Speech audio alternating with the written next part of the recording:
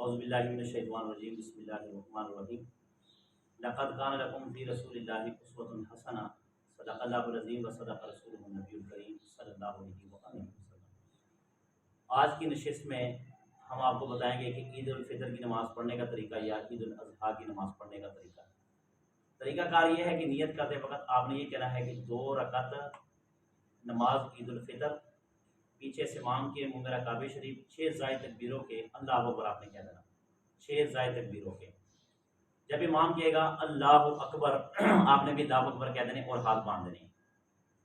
جب آپ ہاتھ باندھ لیں گے تو آپ نے کہنا سبحانک اللہم و بحمدک و تبارک اسمک و تعالی جدک و لا الہ غیرک۔ یہ آپ کہہ دیں گے، امام بھی کہہ دے گا۔ امام اس کے بعد کہے گا اللہ اکبر، آپ نے ہاتھ اٹھا لینے ہیں، پھر ہاتھ نیچے رکھ لینے ہیں۔ پھر امام کہے گا اللہ اکبر، آپ نے بھی ہاتھ اٹھا لینے ہیں اور ہاتھ پھر اس کے بعد نیچے رکھ لینے ہیں۔ تیسری مرتبہ امام پھر کہیں گے اللہ اکبر، تو آپ نے ہاتھ باندھ لینے ہیں۔ 3 مرتبہ آپ نے کیا کہا؟ اللہ اکبر اللہ اکبر اللہ اکبر۔ امام بھی 3 مرتبہ، آپ نے بھی 3 مرتبہ کہنے ہیں، مگر تکبیر کہتے وقت آپ نے ہاتھ چھوڑنے ہیں۔ اس کے بعد آپ نے ہاتھ باندھ لینے ہیں۔ جب آپ نے ہاتھ باندھ لینے ہیں تو امام سورۃ فاتحہ پڑھے گا، الحمدللہ رب العالمین الرحمن الرحیم، یعنی کہ سورۃ فاتحہ پڑھے گا، اس کے بعد سورت میں لائے گا، اس کے بعد رکوع کرے گا، اس کے بعد سجدہ کرے گا۔ ایک رکعت کیا ہو گئی ہے؟ مکمل ہو گئی۔ جب دوسری رکعت کے لیے امام اٹھے گا تو آپ نے ہاتھ اس طرح ہی باندھ لینا ہے۔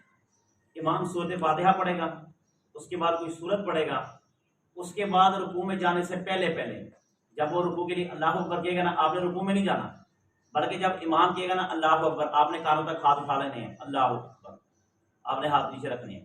پھر امام کہے گا اللہ اکبر، آپ نے ہاتھ اٹھا لینے ہیں اور ہاتھ نیچے رکھنے ہیں۔